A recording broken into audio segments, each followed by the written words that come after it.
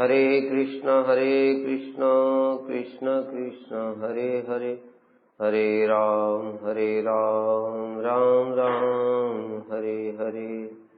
श्री बृहद भागवतामृतम द्वितीय खंड चतुर्थ अध्याय हम लोग श्रवण कर रहे थे। श्री गोप कुमार जी वैकुंठ में हैं, वहां पर शोक मोह इत्यादि कुछ न होने पर भी उनका मन कुछ दुखी सा रहता है। दुखी जैसा इसलिए बताया था क्योंकि वहां पर दुख के लिए कोई स्थान ही नहीं है। वो सब समय आनंदमय स्थान है जहाँ पर स्वयं भगवान रहते हैं। सच्चिदानंदमय भगवान जहाँ पर विराजमान है वो स्थान भी सच्चिदानंदमय है। इसलिए सच्चिद आनंदमय, आनंदमय में तो दुख कहाँ से आएगा। जैसे ये दुखालयम जगत, दुखालय में सुख कहाँ से आएगा, उसी प्रकार से वो सच्चिदानंदमय धाम आनंदमय, आनंदमय में फिर दुख के लिए तो कोई स्थान ही नहीं है। तो उनको दुख नहीं हो रहा है, दुख जैसा हो रहा है। दुख जैसा मतलब क्या है, वहां पर भी जैसे अपनी कोई इच्छा है, वो इच्छा पूरी नहीं हो रही है, उस कारण से दुख हो रहा है। कौन सी इच्छा? कि वो कृष्ण को आलिंगन करना चाहते हैं, हंसी मजाक करें, भगवान उनसे बातचीत करें, इस प्रकार से ऐश्वर्य भाव को छोड़ करके उनसे ऐसे दोस्त की तरह, सखा की तरह मिले। ये सब कारणों से फिर कभी कभी बीच में भगवान अंतर्धान हो जाते थे तो उनके दर्शन नहीं होते थे। इस प्रकार से कुछ कुछ चीजें थी जिसके कारण उनको दुख जैसा हो रहा था। तब भी वहां पर सर्वज्ञ शिरोमणि श्री नारद जी प्रकट हो गए। नारद जी ने इनको देखा एकांत स्थान में, और एकांत स्थान में देख करके समझ गए हनुमान की बात, वो तो अंतर्यामी है। तो उन्होंने कुछ इनको बुलाया और इनके सिर के ऊपर में हाथ रखा, आशीर्वाद दिया, प्रेम किया इनको, और फिर उसके बाद में बोला।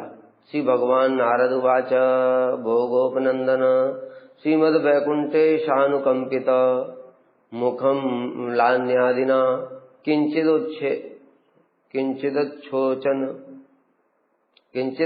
शोचन दीन इवेच्यते।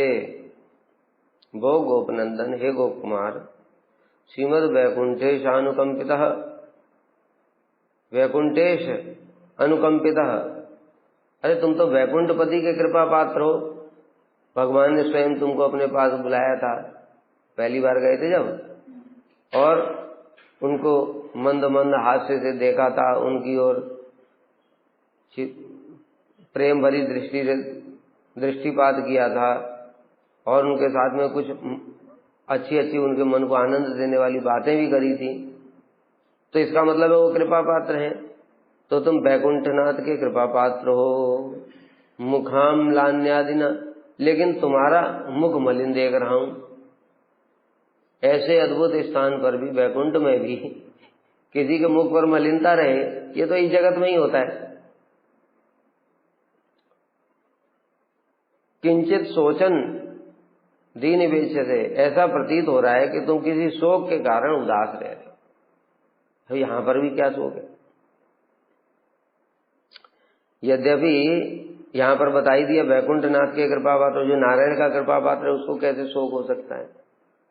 इसलिए शोक का कोई कारण हो ही नहीं सकता यहां पर। तथापि मुख मलिनतादि चिन्ह देख करके लग रहा है, तुम्हारे चेहरे पर उदासी जैसी छाई हुई है, बुझा हुआ चेहरा जैसे, चेहरे से ही पता चल जाता है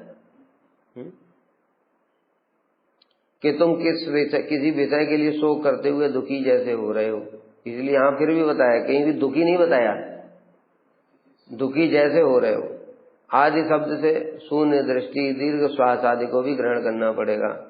मुख मलिनता, शून्य दृष्टि मतलब ऐसे बैठे हुए एक तरफ देखे जा रहे हैं, ऐसे दीर्घ श्वास, क्या करूं, ऐसे बड़े लंबे लंबे श्वास भी ले रहे हैं। तो ये सब नारद जी ने देख लिया। नारद जी ने देखने के कारण ये सब बातें करी।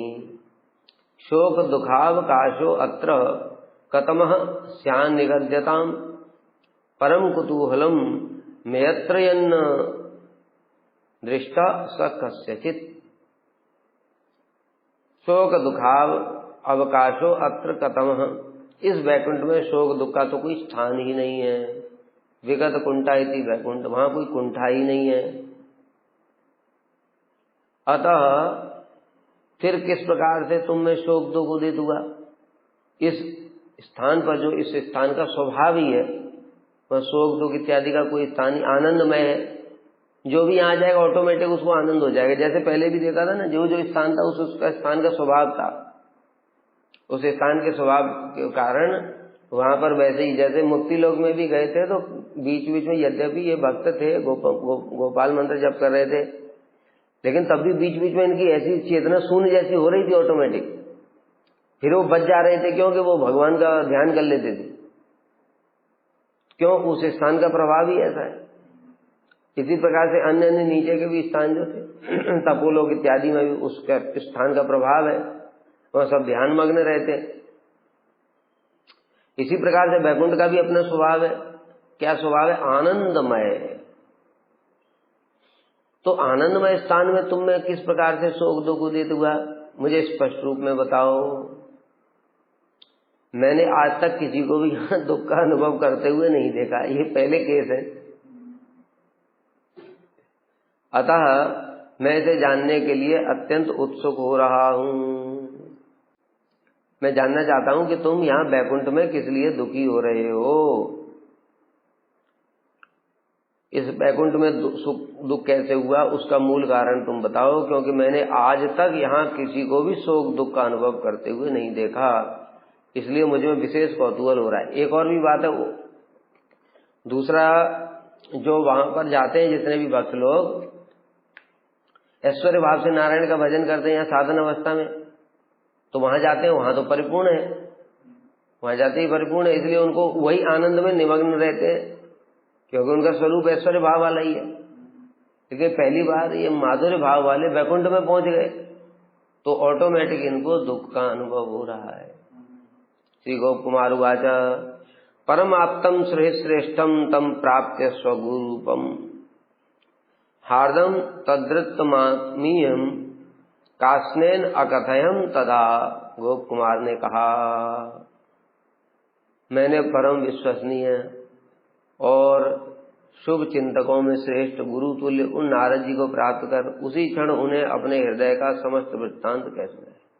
जैसे ये आनंदमय स्थान में शोकग्रस्त दिख रहे चेहरे से ही, मैंने परम विश्वसनीय और शुभ चिंतकों में श्रेष्ठ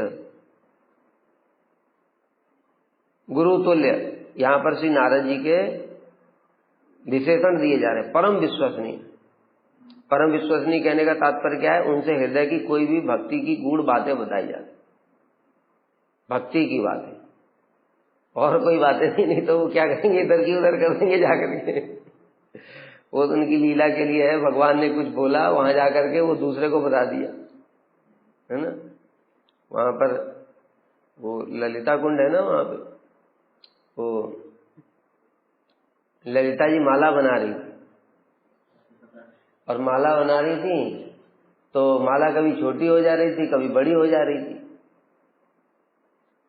तो नारद जी पहुंच गए वहां, और नारद जी पहुंच करके कहते हैं कि क्या कर रही हैं आप? कहते बार बार माला तोड़ रही। कहते ये कृष्ण के लिए कभी छोटी हो जा रही, कभी बड़ी हो जा रही, तो बस इतनी सी बात है। अरे कृष्ण तो यहाँ पास में ही है, वो सीधे नाप करके ही देख लो ना वहां पर। अब नाप करके देखने के लिए गए कृष्ण के पास में, और नारद जी ने कहा कि मैं आप दोनों को एक साथ झूले पर बैठ करके देखना चाहता हूँ, आपका दर्शन। और झूले पर बिठा दिया, और वहां पास में ही दादाजी थे, उनको जा करके बता दी। तो इस प्रकार से भी काम करते नारद जी। लेकिन यहाँ पर परम विश्वसनीय मतलब भक्ति के, जैसे प्रहलाद जी हैं, ध्रुव जी हैं, अन्य अन्य जो भक्त हुए हैं, उनको भक्ति की शिक्षा प्रदान करी। और शुभ चिंतकों में श्रेष्ठ, शुभ चिंतक मतलब पारमार्थिक दृष्टि से, जैसे चित्रकेतु महाराज के पास भी गए थे तो भी उनका शुभ चिंतक ही थे वो। गुरु तुल्य उन नारद जी को प्राप्त करके, गुरु तुल्य क्यों बोला? वो तो जगत गुरु हैं, गुरु तुल्य क्यों बोला?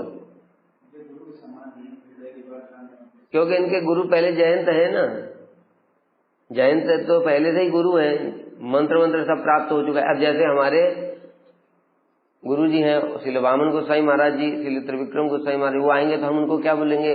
गुरु तुल्य, गुरु जी के समान ही है। लेकिन गुरु जी हमारे वही है जो जिनसे हमने मंत्र लिया है, बाकी उनमें कोई कमी नहीं है। तो इस प्रकार से उनको प्राप्त करके उसी क्षण उन्हें अपने हृदय का समस्त वृत्तांत कह सुनाया, अपने मन की बात बता दी कि देखो यहाँ मुझे वैकुंठ में सब कुछ तो अच्छा है, किंतु भगवान मुझसे बातचीत नहीं करते, हंसी मजाक नहीं करते, मुझे आलिंगन नहीं करते और बीच बीच में चले जाते हैं कहाँ। इस प्रकार से मुझे दुख हो जाता है। फिर मैं चाहता हूँ भगवान मुझसे बातचीत करें। श्रुत्वा तदखिलम किंचिन स्वस्य परितो दृशौ संचार्या आकृष्य माम पार्श्वे अब्रवीत सकरुणम शनई। नारद जी समझ गए और तो देखा चारों तरफ, भैया ये तो सीक्रेट बात है, कोई वैकुंठवासी नहीं सुनना चाहिए। इसलिए ये बात सुनकर स्वत्वा तदखिलम, सब बातें सुन करके किंचित निस्वस्य, ये बात है। परितो द्रसौ, चारों ओर देखा, सीक्रेट बात बतानी, कोई देख तो सुन तो नहीं रहा है। जैसे बताया था ना, पहले खंड में गया था जब शिव जी के पास नारद जी गए थे तो नारद जी वैकुंठ जाना चाहते थे। उसी समय शिव जी ने इधर उधर देखा और देखा पार्वती है यहाँ, तो थोड़ा उनको साइड में ले गए। चुपचाप धीरे से कान में कहा, सुनो नारद, गूढ़ बात तो ये, वैकुंठ में जाके करोगे क्या तुम? अरे प्रहलाद के पास जाओ, लक्ष्मी जी से भी प्रहलाद जी श्रेष्ठ है।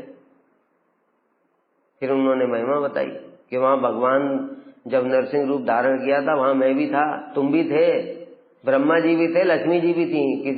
किसी से भगवान संतुष्ट नहीं हुए थे, लेकिन जैसे ही प्रहलाद गए थे तो प्रहलाद से संतुष्ट हो गए थे, शांत हो गए भगवान।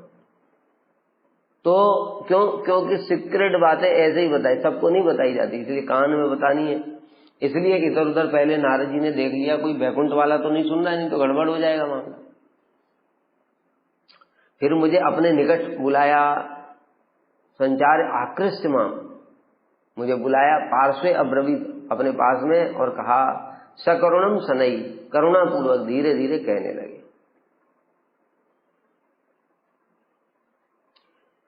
नारद जी ने मेरे हृदय का वृत्तांत सुना।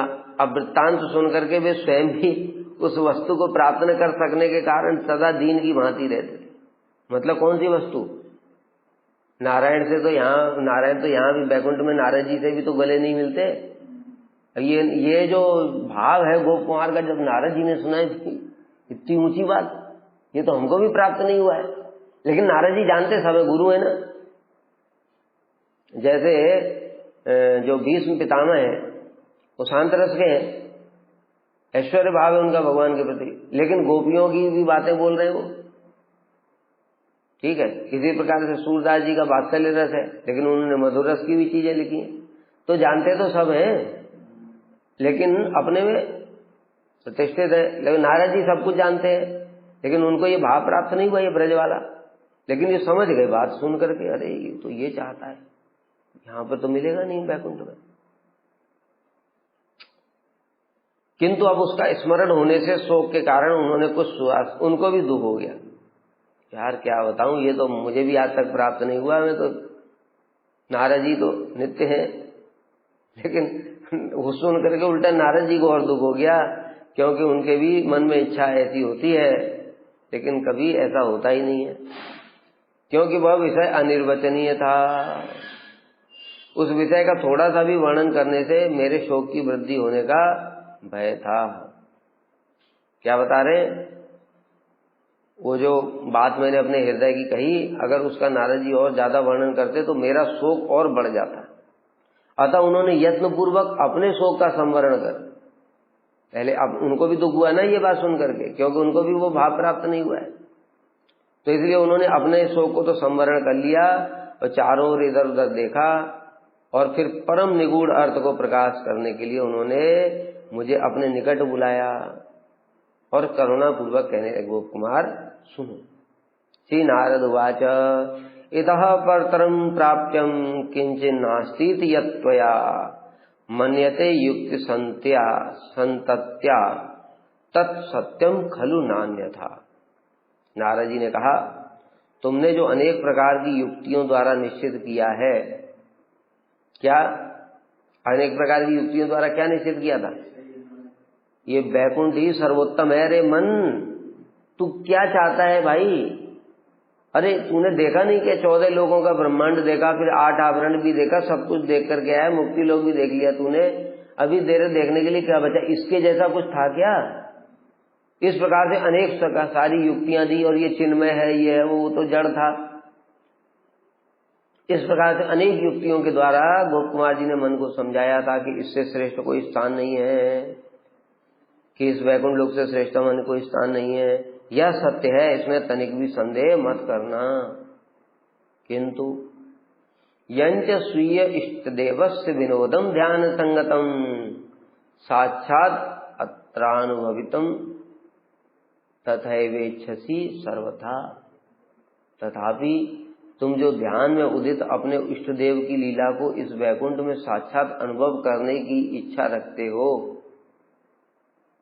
ध्यान में तुम्हारे वो मदन गोपाल की बातें आती हैं, वो जो करते हो, इस विषय में सुनो। अपने इष्ट देव मदन गोपाल की विनोद लीला, विनोद लीला मतलब आलिंगन कर लिया, गोप कुमार को चुम्बन किया, और उसके बाद में उनसे हंसी मजाक कर रहे हैं, प्यार से बातें कर रहे हैं, ये सब, अथवा ध्यान में उनसे मिलित हुए हो, तथा अब इस वैकुंठ में भी उसी प्रकार से चाहते हो, इस विषय में सुनो। तस्यापि सो अत्यंत सुख प्रदायक चेतो हरः प्रीति विशेष गोचरः गोप्योत्तम तद ब्रजलोकवत् महाप्रेमैकल एकल लभ्यो महाप्रेमैक लभ्यो असुलभो ही मादृशाम। तस्यापि, ऐसा होने पर भी जो तुमने देखा, ऐसी विनोद लीला प्रभु को भी अत्यंत सुख प्रदायक चेतोहर, अत्यंत सुख प्रदायक है। चेतोहर, चित्त को हरण करने वाली है। प्रीति विशेष गोचर, और वो किसी विशेष प्रेम के द्वारा ही गोचर होती है, मतलब दृष्ट होती है। साधारण प्रेम के द्वारा विशेष, मतलब यहां पर ये बता दिया कि यहां पर जो वैकुंठ है ये प्रेम तो है, लेकिन अब चित्त जगत की तुलना में ये प्रेम साधारण प्रेम है, और वो जो लीला गोचर होती है वो होती है विशेष प्रेम के द्वारा। इसलिए गुरु जी कहते थे ना, वैकुंठ को प्राप्त करना आसान है, क्योंकि वहां कोई कुछ करना ही नहीं है, बस अनर्थ निवृत्त करना है, अपराध दूर करने हैं, बस हो गया काम। उसके बाद प्रेम और सीधे वैकुंठ। लेकिन ब्रज में ऐसे नहीं जा सकते, क्योंकि ब्रज की परिपाटी है, वहां पर भाव पुष्ट होना पड़ेगा। परगिया भाव कहां से आएगा? वो परगिया भाव के लिए यही ट्रेनिंग होती है। इसलिए कल बताया था ना कि जो गोपियां हैं, वो जिन्होंने कृष्ण को थोड़ा पति रूप में प्राप्त करने की इच्छा करी, उनको योग माया ने शुद्ध किया, पहले शुद्ध किया उनके उस भाव को, और तब उनके अंदर परकिया, शुद्ध परकिया भाव जागृत हुआ, उनके शुभ अशुभ सारे जल गए विरह में, तब जाकर के उनका कृष्ण से मिलन हुआ। तो विशेष प्रेम के द्वारा ही संभव है ये विशेष प्रेम। वह परम गोपनीय लीलाएं गोप्योत्तम, गोप्य उत्तम, गोपनीयों में भी उत्तम, मतलब परम गोपनीय जो लीलाएं हैं, जो ब्रज वाली, ब्रज लोकवन महाप्रेमयी, महाप्रेम के द्वारा लभ्यो असुलभो ही मादृशम, महाप्रेम के द्वारा ही वो प्राप्त हो सकती हैं, और असुलभो ही मादृशम, मेरे जैसे ऋषियों के लिए भी वो असुलभ हैं, मतलब हमारे जैसे लोग भी प्राप्त नहीं कर पाते। जैसे उद्धव जी कह रहे हैं ना, एताहा परम तनुव्रतो भुवि गोपबद्धो गोविंदेव निखिल आत्मनिरूढ़ भावा वांछन्ति यद भवभीयो मुनियो वयम च किम ब्रह्म जन्महि अनंत कथा रस एताहा परम तनुव्रतो भुवि गोपबद्धो। इस पृथ्वी पर ये गोपियों का शरीर धारण करना ही सार्थक है। क्यों?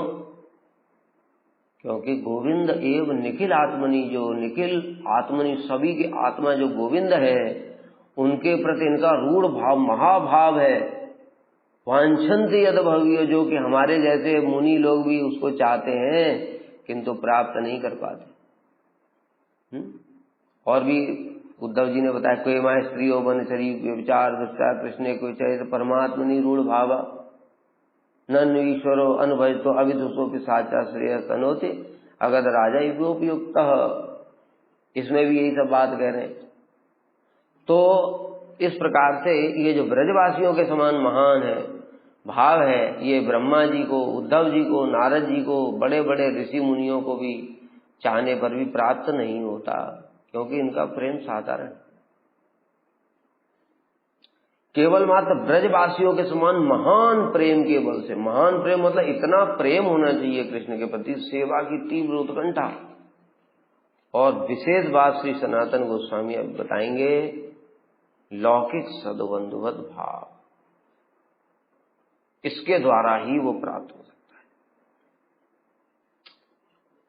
अब कह रहे हैं वैसी मनोहर विनोद लीला, तुम ये मत सोचो कि यहां पर बैकुंठ में जो नारायण है उनको ये लीला प्रिय नहीं है, उनको भी ये प्रिय है बहुत, वो भी चाहते तो है लेकिन यहां प्राप्त नहीं हो सकती। वैसी मनोहर विनोद लीला प्रभु के लिए भी अत्यंत सुखप्रद है, मतलब यहाँ जो बैकुंठ में भगवान को सुख हो रहा है उससे भी बहुत ज्यादा सुखप्रद है। तथा वह लीला असाधारण प्रीति के द्वारा ही गोचर होती है, असाधारण प्रेम के द्वारा ही वो दर्शन हो सकता है। उस लीला का अनुभव मेरे जैसे व्यक्तियों के लिए भी निश्चित रूप में दुर्लभ है, क्योंकि वह गोपनीय से भी गोपनीय है। हमको गोपनीय चीजें तो पता है, नारद जी कह रहे हैं हमको गोपनीय चीजें तो पता है, भक्ति भी गोपनीय है, लेकिन वो गोपनीयों का भी गोपनीय है, इसलिए फिर प्रेम का भी प्रेम होना चाहिए, तब जाकर के वो प्राप्त होगी। तदुपरांत कहते वह लीला केवल मां सुप्रसिद्ध महिमा से युक्त ब्रजवासियों के महाप्रेम के बल द्वारा ही अनुभव की जा सकती है। महाप्रेम मतलब क्यों बोला? क्योंकि प्रेम यहां पर बैकुंठ में है, बैकुंठ के प्रेम के द्वारा लक्ष्मी जी नारायण की सेवा करती हैं, सब परिकर लोग, कोई नृत्य कर रहा है, कोई कीर्तन कर रहा है ठाकुर जी के लिए, कोई बंसी बजा रहा है, कोई कुछ कर रहे हैं ना, सब सेवा तो कर रहे हैं, लेकिन इस प्रेम में इतना बल नहीं है कि वह नारायण को ये भुला दे कि मैं भगवान हूं। समझ गए? इसलिए ये साधारण प्रेम है। अब साधारण प्रेम कहने से चित जगत की बात चल रही है, अभी वहां की बात चल रही है, उस चित जगत के तुलना की बात, इस जगत की बात नहीं चल रही कि साधारण प्रेम। तो ये प्रेम इतना, इसमें शक्ति नहीं है कि वो नारायण को ये भुला दे कि मैं नारायण हूं, मैं सर्वशक्तिमान हूं, मैं अनंत कोटि ब्रह्मांडों का स्वामी हूं, इस प्रकार से भुला दे। इसलिए नारायण चुपचाप अपने सिंहासन पर ही बैठे रहते हैं। कोई गोप कुमार जैसा आ भी गया तो भी नारायण को आकर्षित नहीं कर पाते, क्योंकि वो अपना वो त्याग नहीं पा रहे। दूसरे लोग तो वैसे ही है ना, उसी प्रकार की। इसलिए लेकिन ब्रज का प्रेम ऐसा महाप्रेम है कि वही नारायण के भी मूल जो कृष्ण है, वो सब समय ये भी विस्मित उनको रहता है। ऐसा नहीं कि उनको पता नहीं कि मैं भगवान हूं, लेकिन उनके प्रेम की अधिकता इतनी है कि वो भूल जाते हैं, और वो जब भूल जाते हैं कि मैं भगवान हूं, तब वो सखा की तरह गले मिलते हैं और प्रेमी की तरह गोपियों से छेड़खानी करते हैं। कभी किसी मटकी तोड़ दिया, कभी किसी, क्यों कर रहे हैं ये सब? अगर ये याद रहेगा नारायण की तरह ऐश्वर्य, तो किसी को छेड़खानी करेंगे? संभव ही नहीं है। लेकिन अभी वो प्रेम के कारण, महाप्रेम के कारण विस्मित हो गया, भगवत भाव विस्मित हो गया, और क्या उत्पन्न हो गया है? प्रेम की अधिकता के कारण लौकिक सद्बंधुवत भाव। यही ब्रज की भाव है, लौकिक सद्बंधुवत भाव। इसलिए अभी आगे आएगा, श्री सनातन गोस्वामी इस लौकिक सद्बंधुवत भाव को प्रणाम करते हैं। क्यों इस भाव? इसलिए लौकिक सद्बंधुवत बोला है, सद्बंधु नहीं बोला है। लौकिक सद्बंधु मतलब हो गया तो ये जैसे हम लोग करते हैं जगत के जड़ लोग, लेकिन वो भगवान है, अनंत कोटि ब्रह्मांड के स्वामी, उनकी कोई ईशिता में मतलब भगवत्ता में कोई कमी नहीं आई है। लेकिन भगवत्ता में कमी न होने पर भी, भगवत्ता एज इट इज रहने पर भी प्रेम का इतना अधिकता प्रचुर हो गई, भगवत्ता ही भूल गए। और भगवत्ता भूल करके फिर किसी को भी आलिंगन कर लेते हैं, किसी को चुम्बन कर लेते हैं, किसी की छेड़खानी करते हैं, झूठ बोलते हैं, चोरी करते हैं, मटकी तोड़ देते हैं, कुछ भी करते हैं। इसलिए लौकिक सदुबंधुवत भाव ये है। तो ब्रज वैकुंठ वासियों का प्रेम इतना अधिक नहीं है, इसलिए इनको इस प्रकार की चीजें यहां दर्शन नहीं हो सकती।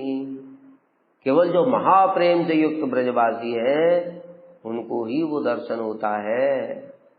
इस प्रकार प्रारंभ में श्री वैकुंठ वासियों के द्वारा भगवान की गोकुल लीला के विषय में कल्पित मत का यथार्थ सिद्धांत यहाँ निश्चित रूप से नारद जी द्वारा विज्ञापित हुआ है। जो पहले बताया था, वैकुंठवासी कह रहे थे ये जो लीलाएं हैं ये तो केवल कल्पना है। सवै विनोदः सकलो परिष्टाल्लोके क्वचित भाति विलोभयन् स्वान् संपाद्य भक्तिम जगदीश भक्त्या वैकुंठमेत्यात्र कथम त्वेच्छः।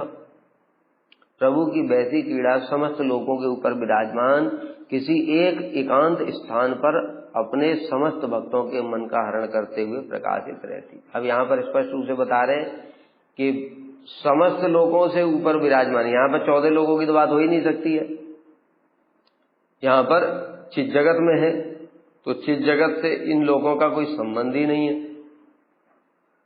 तो इसलिए यहाँ पर जो कह रहे हैं वो चिन्मय लोगों की बात कर रहे हैं। वैकुंठ में भी अनेक लोग हैं।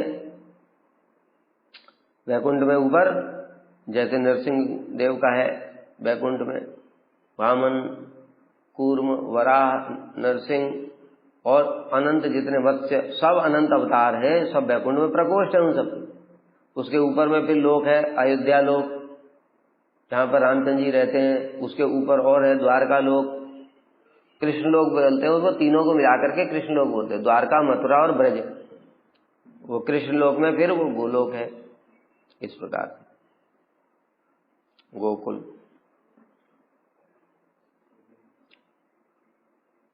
तुमने प्रभु के प्रति जगदीश बुद्धि से भक्ति कर इस वैकुंठ को प्राप्त किया है। अब समस्या क्या है, तुमको यहाँ ये क्यों दर्शन नहीं हो रहा है? अब बता रहे कारण हो। तुम्हारी इच्छा थी जगदीश का दर्शन करूं वैकुंठ के, और इस कारण से जगदीश बुद्धि से मतलब भगवत बुद्धि से प्रभु भगवान नारायण, वो अनंत कोटि ब्रह्मांड के स्वामी वही हैं। इनका स्वरूप तो है गोपाल का, लेकिन इन्होंने किस भावना से भजन किया तो उस भावना के कारण नारायण में पास पहुंच गए। लेकिन स्वरूप के कारण इनको शांति नहीं मिल रही है।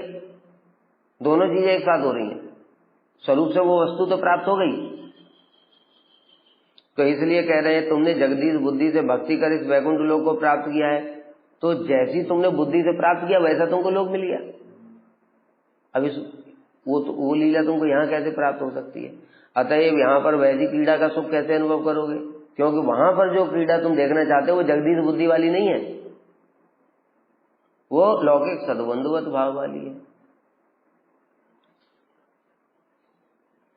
यदि प्रश्नों की वैसी क्रीड़ा कहां पर अनुभव होगी, इसके लिए कह रहे हैं प्रपंच और प्रपंच के अति समस्त लोगों के ऊपर किसी अनिर्वचनीय परम रहस्यमय स्थान अपने समस्त भक्तों के मन का हरण करते हुए वहां पर भगवान विराजमान है गोलोक में। तुम जगदीश्वर बुद्धि से प्रभु की भक्ति करके इस वैकुंठ में आए हो, अतः और वहां पर जो जहां पर ये लीलाएं चलती है वहां पर कोई उनको जगदीश्वर नहीं मानता है, प्रेम की अधिकता के कारण, महाप्रेम। तो इसलिए तुमको यहां पर वो कैसे मिलेगा? भगवान के पत्र परम प्रियतम बुद्धि के प्रभाव से। अब ये जो बताया यही लौकिक सद्बंधुवत। परम प्रियतम बुद्धि मतलब आत्मीयता, ममता, ममत्व, निसंकोच भाव, पाल्य भाव, सर्वांग सेवा, ये सब भावों के द्वारा अर्थात उन लीला रस का आस्वादन करोगे। भगवत परमेश्वर्य प्रांत सीमा प्रकाशने वैकुंठे अस्मिन् महागोप्य प्रकट संभवे कथम। यह वैकुंठ लोक भगवान के परम ऐश्वर्य की चरम सीमा के प्रकाश का एकमात्र स्थान है। क्या बता रहे हैं? भगवान के ऐश्वर्य की चरम सीमा के प्रकाश का एकमात्र स्थान है, जहां पर अपना सारा ऐश्वर्य प्रकाशित करते हैं सब समय है। लेकिन यहां पर ऐसा क्यों कह रहे हैं? तो क्या गोलोक में क्या परम ऐश्वर्य प्रकाशित नहीं है? तो गोलोक में तो यहां से ज्यादा ऐश्वर्य प्रकाशित है, लेकिन यहां पर कहने का तात्पर्य कि सब समय यहां पर ऐश्वर्य ही प्रकाशित रहता है। वहां पर भी परम ऐश्वर्य प्रकाशित है, लेकिन वो कभी कभी, जैसे इसलिए उदाहरण दे रहे हैं वहां पे कि एक कढ़ाई, बड़ी सी कढ़ाई में 100 लीटर दूध उबाल रहा है, उसमें एक तिनका डाल दिया घास का, उबलते उबलते देखोगे तिनका दिख नहीं रहा, कभी कभी दिखा एकदम से ऊपर आ जाता, फिर एकदम से ऊपर आया, देखा, फिर गायब हो गया वो। तो वो जो 100 लीटर दूध है उसको समझो महाप्रेम, और जो तिनका है वो है ऐश्वर्य। तो उस महाप्रेम में कभी कभी ऐश्वर्य प्रकाशित हो है। कौन सा? ये परम ऐश्वर्य, इससे भी ज्यादा, जैसा नारायण भी वैकुंठ में नहीं दिखाते। जैसे बताया कृष्ण ही स्वयं बालकों का रूप धारण कर लिया, बच्चों का रूप धारण कर लिया, सब कुछ कृष्ण ही बन गए, फिर अनंत नारायण स्वरूप प्रकाशित कर दिए, ये सब वैकुंठ में नहीं करते वो। तो यहां पर कहने का परम ऐश्वर्य की चरम सीमा के प्रकाश का एकमात्र स्थान बोलने से समझना पड़ेगा कि ये नहीं समझो कि वहां गोलोक में और ऊपर के लोकों में कोई ऐश्वर्य ही नहीं, वहां पर इससे भी ज्यादा ऐश्वर्य है, किंतु वो परम महाप्रेम के आगे छुपा हुआ रहता है, कभी कभी दिखता है। अतएव यहाँ पर महागोपनीय माधुर्यमय लीला का प्रकटन किस प्रकार से संभव होगा? और लोग भी यहाँ पर ऐसे ही हैं। फिर जैसे भगवान है, उनके परिकर है, उसके हिसाब से ही भगवान भी वो करेंगे सब लीलाएं, और अपना ऐश्वर्य प्रकाशित या माधुर्य प्रकाशित। अभी यहाँ पर मान लो ये नारायण बंसी भी ले लें हाथ में, मोर पंख भी लगा लें, तो जो बाकी जो नीचे खड़े हैं वो क्या करेंगे? तब उनके गले मिल लेंगे क्या जाके? उनके अंदर सब क्या भरेगा? शांताकारम भुजगशयनम पद्मनाभम सुरेशम, वही स्तुतियां करेंगे वेद वाली। जो पहले ही पार्षद लोग कह रहे थे, अरे हे गोपाल, हे गोविंद, क्या बुला रहे हो तुम? अरे भगवान का सीधे नाम ले लिया। भगवान का कोई नाम कैसे ले सकता है? जैसे हम लोग जाते हैं किसी के डीएम के यहाँ मिलने के लिए, डीएम साहब, सर, उसका नाम लेके बुलाता है कोई? लेकिन उसकी माँ नाम लेकर के बुला सकती है, वो तो डीएम साहब बोलेगी क्या? वो पत्नी भी डीएम साहब नहीं बोलेगी। तो उसी प्रकार से समझना चाहिए। नारायण को यहां पर नारायण भी नहीं बोलेंगे, नारायण का कोई नाम नहीं बुलाएगा, क्या बोलेंगे? हे प्रभु। और जो बताया, हे भगवान, हे सर्वशक्तिमान परमेश्वर, इस प्रकार से जब कीर्तन करेंगे तो नारायण नाम कर सकते हैं, नारायण नारायण हरि हरि, है ना? तब कीर्तन कर, लेकिन ऐसे बुलाएंगे तो क्या कहेंगे? हे प्रभु, इस प्रकार से।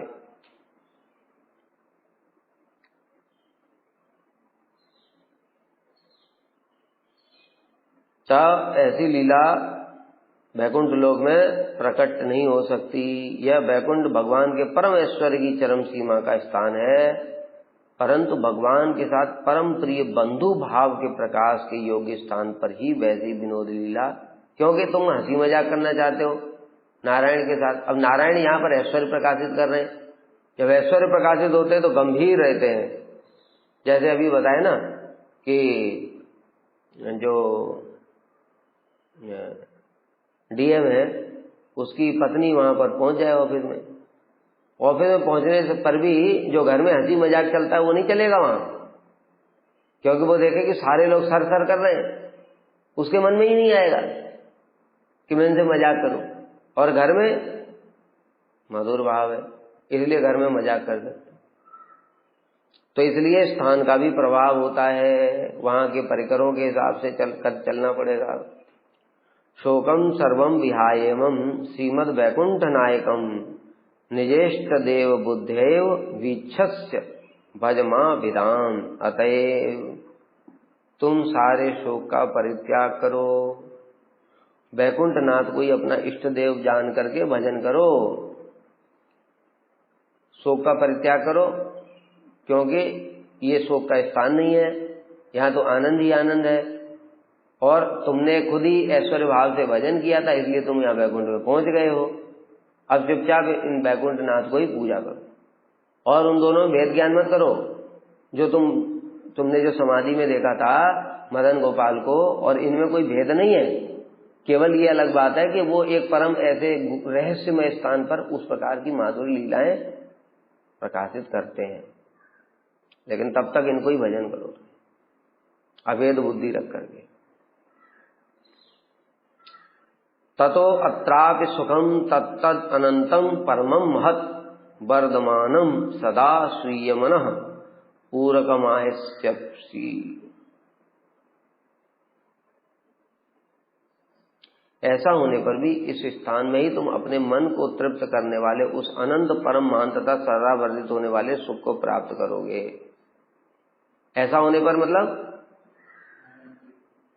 नारायण और मदन गोपाल में अभेद बुद्धि रखने से तुम्हारा मन क्यों परेशान है?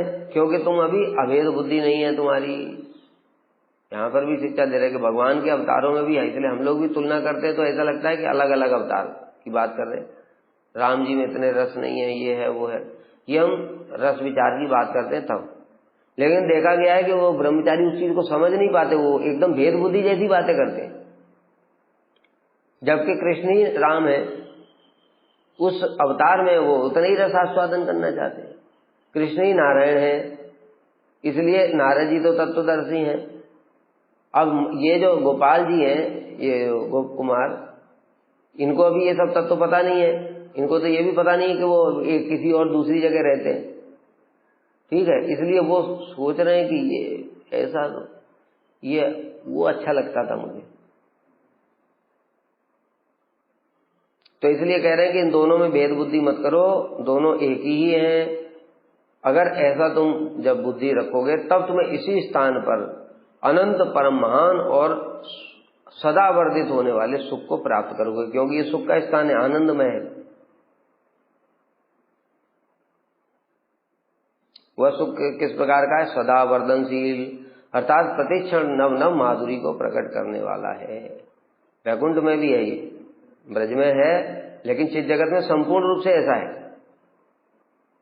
यदि कहोगे तथापि कभी कभी उसमें नवीनता नहीं रहती होगी, मतलब कि वही रोज रोज वही नारायण का वही एक ही ऐश्वर्य देखूंगा तो उसमें नवीनता नहीं, ऐसा नहीं है।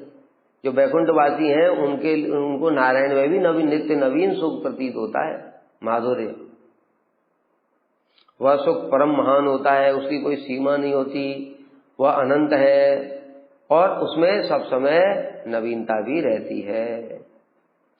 श्री गोप कुमार उवाच ततः कानपि सिद्धांतान स्वप्रज्ञा गोचरानपि एच्छम तदान न श्रोतुम श्रोत्रेण प्रेरिते हठात। श्री गोप कुमार उवाच, गोप कुमार जी ने कहा, तत्पश्चात नारद जी के मुख से निकले कुछ वैष्णव सिद्धांत मेरी बुद्धि के गोचर होने पर भी अचानक श्रवणेंद्रियों द्वारा प्रेरित होकर मेरी उनके मुख से और भी कुछ श्रवण करने की इच्छा हुई। क्या बता रहे हैं यहाँ पर कि जो वैष्णव सिद्धांत ये बताया था, क्या दो, पहली नारायण और वो गोपाल में भेद मत करो, पहला वैष्णव सिद्धांत। दूसरा, ये जो धाम है ये भी नित्य नवीन सुख बढ़ाने वाला आनंदमय है। इसलिए ये वैष्णव सिद्धांत मुझे समझ में तो आ गया, किंतु समझ में आने पर भी मुझे कुछ और सुनने की इच्छा हुई, क्योंकि उन्होंने खाली ऐसे शॉर्टकट में एक फॉर्मूले जैसा बता दिया कि वो लीलाएं भी परम रहस्यमय गोपनीय स्थान में है, ऐसे शॉर्ट में बता दिया खाली। और जो गोप कुमार को जब ये सुना तो उनको तो और हृदय अतृप्त कहाँ होने वाला है उनका, उसके विषय में ज्यादा जानने की इच्छा हुई, तो इसलिए कुछ और श्रवण करने की इच्छा हुई, किंतु बोल नहीं पाए। इस प्रकार में नारद जी की वचन चातुरी द्वारा आश्वस्त हुआ। नारद जी की कृपा से वैष्णवों के प्रिय कुछ सिद्धांत मेरी बुद्धि के गोचर होने पर भी मुझ में नारद जी के मुख से और भी कुछ सुनने की इच्छा हुई। इसलिए हठात अपनी श्रवणेंद्रियों द्वारा प्रेरित होकर, क्योंकि इसके अलावा श्रवण सुख प्राप्त नहीं किया जा सकता था। जब ये सब बातें सुनी कि वहाँ परम माधुर्य है, इस प्रकार की चीजें हैं, तो उनको बड़ा आनंद हुआ। जैसे महाप्रभु सुन रहे हैं ना रामानंद राय से, अब सुनते जा रहे, जब गोपियों की बात हुई तो उनको बड़ा आनंद हुआ। तो फिर कह रहे कुछ और भी है, फिर कोई राधा जी की महिमा बताई, कुछ और भी है। इस प्रकार से तृप्ति नहीं होती। इसी प्रकार से गोप कुमार ने भी जब वो माधुर्य की बात सुनी रहस्यमय, तो नारद जी ने तो सूत्र जैसा बता दिया, किंतु इनको पूरा आनंद नहीं हुआ, इसलिए कुछ और श्रवण करने की इच्छा हुई। शक्नोमि च न तान् प्रष्टुमं गौरव लज्जया अभिप्रेयाय सर्वज्ञवरो भागवतोत्तमः मदीकर्णयोः स्वीय जिह्वायाश्च सुखाय सह व्यंजयामा संक्षेपात् सर्वांस्तान् मदहृदि स्थितान्। यद्यपि गौरव और लज्जावस्था मैं उनसे कुछ भी प्रश्न नहीं कर सका। गौरव बुद्धि है नारद जी के प्रति, ओ नारद जी जगत गुरु हैं, मैं इनसे कैसे प्रश्न करूं। दूसरा लज्जा भी है, लज्जा किस लिए? वो माधुर्यमय स्थान है, कैसे पूछूं वहां पर और क्या क्या है। तथापि वे सर्वज्ञ वर, सर्वज्ञ शिरोमणि है, वो उत्तम भागवत भी है, मेरे मन के भाव को जान गए। बताए वहां पर सभी सर्वज्ञ ही होते हैं वैकुंठ में। मेरे दोनों कानों तथा अपनी जीवा को सुख प्रदान करने के लिए, उनको भी अच्छा लगता है ना, इसलिए जीवा को सुख प्रदान करने के लिए कह रहे हैं। उनको भी अच्छा लगता है कि मैं भी ब्रज की लीला कीर्तन करने में आनंद आता है, नारद जी को भी। तो अपनी जीवा को सुख और मेरे कानों को आनंद प्रदान करने के लिए उन्होंने मेरे हृदय स्थित समस्त विषयों को संक्षेप में कुछ व्यक्त किया। तब किंतु उन समस्त वैष्णव सिद्धांतों को श्रवण करने के लिए मैं नारद से कोई भी प्रश्न करने में समर्थ नहीं हुआ। उनके प्रति गौरव बुद्धि, गुरु बुद्धि, पहले ही बताया वो गुरु तुल्य थे, और लज्जावस्था, मैंने केवल मन ही मन इस विषय की चिंता करी कि कुछ और भी बताते तो अच्छा रहता, लेकिन पूछ नहीं पाया। तथापि उन सर्वज्ञ वर ने मेरे हृदय स्थित अभिप्राय से अवगत होकर उस विषय को संक्षेप में व्यक्त किया। किस लिए? जिससे उनको भी सुख होगा, उनकी जीवा को, और मेरे भी कानों को आनंद होगा, क्योंकि वे उत्तम भागवत है। उत्तम भागवत का लक्षण ये सब समय कीर्तनीय सदा हरि, सब समय कृष्ण की कथा कहने में उनको हृदय में अत्यंत आनंद होता है। जैसे हम लोग सुनते परीक्षित महाराज का, उनकी मृत्यु का समय है, लेकिन तब भी माता जी ने क्वेश्चन पूछा तो उन्होंने बृहद भागवतामृत सुना दिया। क्यों? क्योंकि उत्तम भागवत है। कृष्ण की कथा कहने में उनको हृदय अत्यंत आनंद होता है।